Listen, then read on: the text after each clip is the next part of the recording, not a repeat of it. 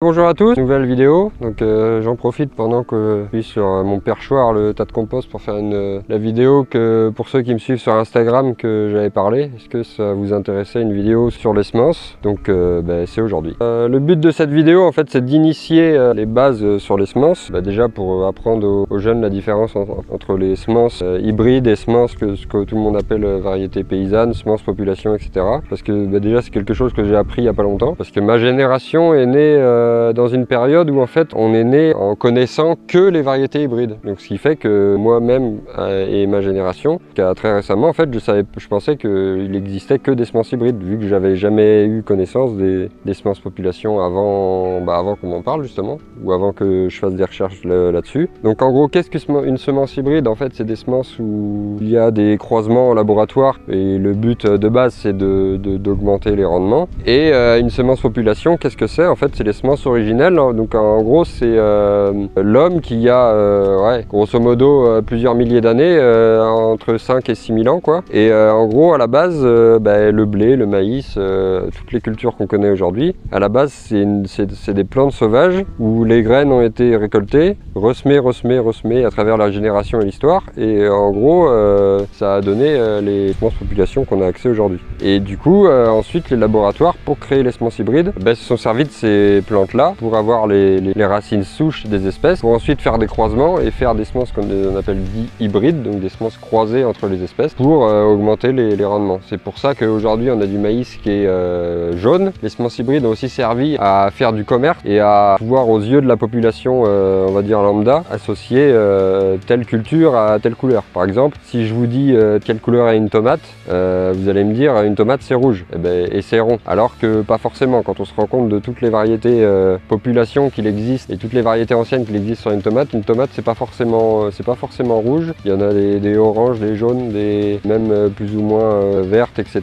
de toutes les formes, de plus ou moins toutes les couleurs. Pour le maïs c'est pareil, il existe du maïs noir, rouge, orange, même multicolore quand on s'intéresse aux variétés population. Et le but de l'hybridation, ça a vraiment permis de faire du commerce et de simplifier pour que l'industrie agroalimentaire puisse vendre à plus de monde et pouvoir identifier plus facilement les produits, les légumes et les espèces à une couleur et à une forme. Ça a permis aussi de simplifier les récoltes parce qu'à la base, un maïs, plante population de base, il y a des variétés géantes qui font 4 ou 5 mètres. Si on avait des maïs comme ça avec les premiers cueilleurs à la récolte, ça ne serait pas bien passé. Donc du coup on a raccourci la taille des maïs et surtout du blé en fait, que à la base un blé ça fait entre 1,50 m et 1,80 m. Et donc c'était pour simplifier la récolte et le début de la mécanisation, puisque quand vous avez un blé avec 1,80 m avec les anciennes coupes, les rabatteurs levaient pas aussi haut, c'était entraîné par des chaînes etc. Donc c'était plus compliqué. Donc ça a notamment servi à optimiser les récoltes et tout ce que je viens d'expliquer avant. Problème aujourd'hui, on en voit un peu le bout, on voit un peu la limite de ça, c'est-à-dire que à mon sens, et pour l'adapter à mon système de semi-direct, on voit que dernièrement ceux qui nous vendent les semences trouvent un peu l'excuse de l'inflation pour faire montrer le prix des semences. On voit que de plus en plus, en gros, on voit le bout de la génétique. On nous parle sans arrêt, tous les ans, il y a de nouvelles variétés qui sortent, en semences hybrides, je parle, et nous expliquer que la génétique fait toujours des progrès,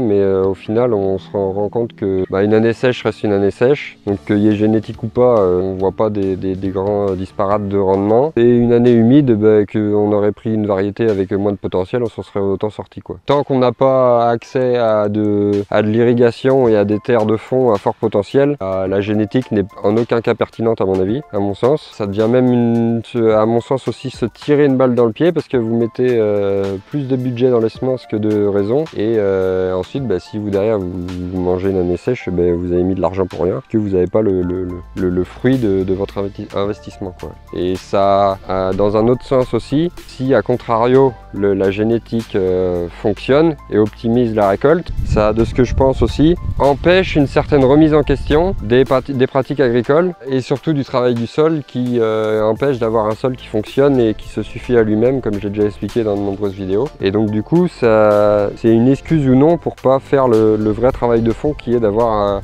un sol qui fonctionne, qui est résilient, qui, comme je l'ai expliqué maintes et maintes fois, stocke de l'eau, etc. et qui a de la réserve pour produire. De plus, c'est aussi, à mon sens, très prétentieux de croire qu'avec des croisements sélection d'espèces, on peut arriver à faire mieux que nos ancêtres qui ont sélectionné pendant plusieurs millénaires les meilleures variétés et celles qui germaient le mieux et qui faisaient le plus de rendement et qui les ont sélectionnées et qui ont vu de leurs yeux telle espèce, telle récolte avec des variétés originelles. Si elles ont été sélectionnées, c'est pas pour rien. Peut-être qu'on peut arriver à optimiser en laboratoire et même dans certains pays, j'en ai pas parlé, mais des OGM. Donc les OGM, c'est encore l'étape au-dessus. On a la variété population, on a la variété hybride et on a le au-dessus qui est d'aller carrément, et d'ailleurs c'est interdit en France, hein, mais c'est bien de connaître que ça existe parce qu'on entend pas mal les médias parler d'OGM dans tous les sens, mais personne ne sait vraiment ce que c'est. Et l'OGM, donc c'est organisme génétiquement modifié. Le but c'est qu'on va par laboratoire directement modifier le gène de l'espèce directement dans le gène et on fait pas des croisements entre espèces. Pourquoi je vous parle de ça aujourd'hui? C'est parce que pour la première année, donc c'est pas derrière moi c'est de l'hybride, hein. Et sur certaines parcelles sur la ferme, on s'est lancé sur la ferme avec mon père de semer des variétés population en maïs et le but ce serait de voir si on pourrait pas faire l'équivalent en céréales, en blé, pourquoi pas ramener, même maïs, tournesol et blé, pourquoi pas si j'arrive à développer la vente directe sur la ferme, pourquoi pas remettre de l'épaule, du pitépote, pourquoi pas. Donc ça c'est encore à chercher et à voir la rentabilité de ce truc là, à voir si on arrive à développer un marché. Les semences hybrides c'est pas la seule solution déjà d'une, ça veut pas dire que je suis contre, ça veut pas dire que je suis plus pour la variété population ou hybride et tout ça, mais c'est surtout comme le but sur la ferme, et le but c'est de vous encourager à faire ça vous aussi, de montrer les différentes solutions qui existent, peser le pour et le contre, surtout expliquer qu'on peut être indépendant et qu'on peut chercher une indépendance en expliquant qu'il est aussi possible de ne plus acheter de semences du tout, de fonctionner en termes d'échange de semences, etc. Avec des banques de semences et des associations comme ça, pour montrer que ça existe et montrer une alternative différente et surtout voir si sur les années on peut pas arriver à faire autant de rendement, voire un peu moins, ou maintenir une moyenne correcte et du moment que financièrement c'est rentable, c'est tout ce qu'on veut, quoi. J'en viens au fin mot de l'histoire du coup. Comme ceux qui sont dans le milieu le savent, mais ceux qui sont extérieurs au milieu agricole ne le savent peut-être pas. En gros, une semence hybride, le vice du truc c'est qu'en fait vous pouvez pas le ressemer à l'infini. Et c'est d'ailleurs loin de moi l'idée de faire des théories du complot, etc. Mais c'est le but de l'agro-industrie, c'est de rendre quelque chose de naturel et gratuit payant. Donc récemment, vous avez certainement entendu parler de la taxe carbone. La taxe carbone, qu'est-ce que c'est? C'est une taxe sur l'air. Nos industriels ont enfin, et les gens qui dirigent un peu l'économie mondiale ont enfin trouvé la solution pour taxer la dernière chose qui manquait, la dernière chose de naturel qui n'était pas taxée. Donc maintenant, la taxe carbone, pour ceux qui ne savent pas ce que c'est une taxe sur l'air. Donc en gros, maintenant, on va payer pour respirer. C'est curieux de dire ça comme ça, mais c'est la réalité. L'eau potable, vous la payez, etc. L'électricité et tout, l'habitation et compagnie. Vous payez pour avoir le droit d'habiter quelque part, taxe d'habitation. Surtout qu'en ce moment, c'est actuel, parce que les taxes d'habitation, c'est en train d'augmenter. Et le sujet de la vidéo, les semences. Donc avant, la particularité de base d'une variété population, c'est que c'est une variété naturelle. À la base, c'est une plante sauvage, comme l'arbre, le chêne qui est à côté de moi. Si je récupère les glands, parce qu'en ce moment, les glands sont en train de tomber, pas de sous-entendu bizarre, hein, je vous vois venir. Si je ramasse les glands, que je les fais germer, que je les plante, et ben, il va y avoir un nouvel arbre. Et si cet arbre-là refait d'autres fruits, je vais pouvoir les récupérer, les replanter, et ça à l'infini. Avec les variétés hybrides, ils ont supprimé ce truc-là pour pouvoir sécuriser le marché des semences. Et donc en gros, toutes ces semences hybrides sont inscrites au catalogue des semences. Et en gros, vous pouvez pas ressemer à l'infini ces semences hybrides. Par exemple, le maïs, si je récolte le maïs tel quel comme ça, si je le ressème, ça va pas marcher. Soit ça va faire une pousse et il n'y aura pas d'épi, enfin bref, et sur le long terme ça donnera rien. Alors que les semences population, vous pouvez les ressemer à l'infini, c'est ça le but. Et à partir du moment où vous l'avez, vous la possédez, vous pouvez la ressemer à l'infini. Alors moi, dans le cas où mes cultures servent principalement à nourrir mes animaux, vu que je suis en élevage, il vient la possibilité à un moment donné de semer que ça pour nourrir les animaux. Et donc après j'ai parlé, donc il y a tout un débat sur les rendements et compagnie, c'est pas le contexte de la vidéo, quoi. Et le but c'est de sur la ferme devenir de plus en plus autonome, avec en contrepartie le prix de la dose de semences hybrides qui commence à augmenter, surtout en maïs. On est rendu à des entre 100 et même 110, 120, 130 euros la dose, et je pense qu'avec les années à venir c'est pas amené à diminuer, c'est même amené à augmenter. Je suis sûr que d'ici quelques années il y a certaines doses de semences qui vont atteindre les 150 euros, voire pourquoi pas dans 2-3 ans 200, et puis après c'est exponentiel, hein.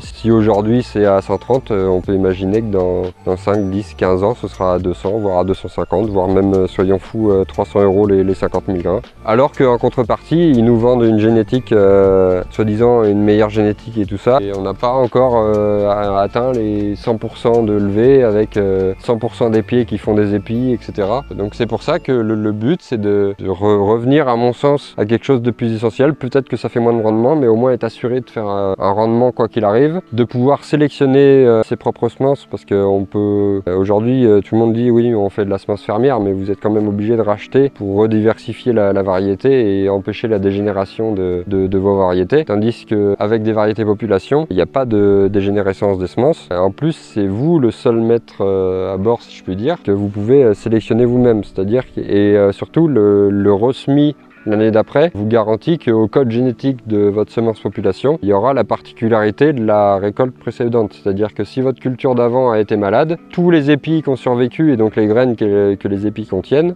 ils auront le gène résistance à telle maladie. Par exemple, dans votre blé, vous avez la culture d'avant a eu, on va dire, pied inverse. Et bien, ce que vous allez récolter, ce sera des graines qui auront résisté à la maladie. Et donc, si vous voulez sélectionner la partie de la culture, ben, vous sélectionnez ce qui est debout, et donc ce qui n'a pas versé. Et donc, en sélectionnant cette partie-là du champ, en l'arrosement l'année d'après, c'est pas garanti à 100% que ça rattrapera pas la maladie, mais vous avez quand même une partie du gène de la semence qui sera résistante à telle maladie. Enfin, c'est déjà ce qu'on fait en fait sur des variétés hybrides, mais sauf qu'il faut se dire que c'est encore plus pertinent de le faire sur une variété population, parce que c'est ce que qu'ont fait nos ancêtres pendant des milliers d'années, quoi. Donc du coup, pour conclure sur tout ce que j'ai dit, la masse d'informations et tout ça, le but c'est de, moi sur l'exploitation, en venir à plus acheter peu de semences, voire plus acheter de semences du tout, pour en venir progressivement à de la vente directe, parce que la variété population, vous pouvez pas la vendre à une COP, puisque elle est interdite au commerce. Vous pouvez que l'avoir sous forme d'échange ou par rapport à des associations, etc. La réglementation est très floue là-dessus. Est-ce que c'est interdit? Ça, je développerai pas plus là-dessus, mais le but, c'est en gros sur la ferme d'arriver à plus acheter de semences du tout et être autonome en semences.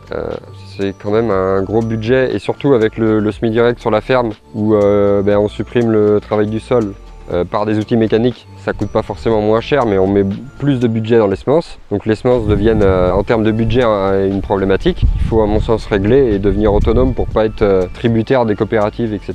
Toujours pour être indépendant. Donc le but c'est sur la ferme de ne plus être obligé d'acheter des semences et de pouvoir sélectionner moi-même les variétés qui me plaisent comme je le veux, et être autonome tout simplement, quoi. Donc voilà, donc du coup c'est une fin de vidéo. J'espère que ça n'aura pas été trop ennuyeux, que j'aurais pas, j'espère qu'au montage ça aurait été assez dynamique, que vous aurez encore une fois appris des choses et tout. Le but c'était d'initier un peu des connaissances de base en gros sur les semences, qu'est-ce qui existe, savoir déjà que les variétés population existent encore. Il doit y avoir des banques de semences dans tout le département. Et surtout, proposer une solution alternative, montrer ce que, encore une fois, moi je fais sur la ferme et vous donner les clés pour vous aussi si vous le souhaitez faire pareil, quoi. Donc voilà. Sachant que, dites-le potentiellement en commentaire, les variétés population, si je parlais des tomates tout à l'heure, ça existe aussi en maraîchage. Donc du coup, moi, forcément comme beaucoup de gens, je fais un peu de jardin. Est-ce que ça intéresserait par exemple des maraîchers qui regarderaient la ferme ou des gens qui veulent faire du jardin pour eux personnellement? Est-ce que ça vous intéressait de montrer comment je fais? Parce que j'applique les mêmes principes du suivi direct au jardin, sauf que je le fais à la main et pas avec des semoirs comme en grande culture. Est-ce que ça en intéresserait de voir comment je cultive par exemple un jardin ou etc. Comment ça se conduit des variétés anciennes en maraîchage et pourquoi pas que je vous montre par la suite en grande culture, quoi. Donc voilà, donc j'espère que la vidéo vous a plu. N'hésite pas à liker, partager, commenter et surtout à t'abonner. Et à la prochaine tout le monde, salut!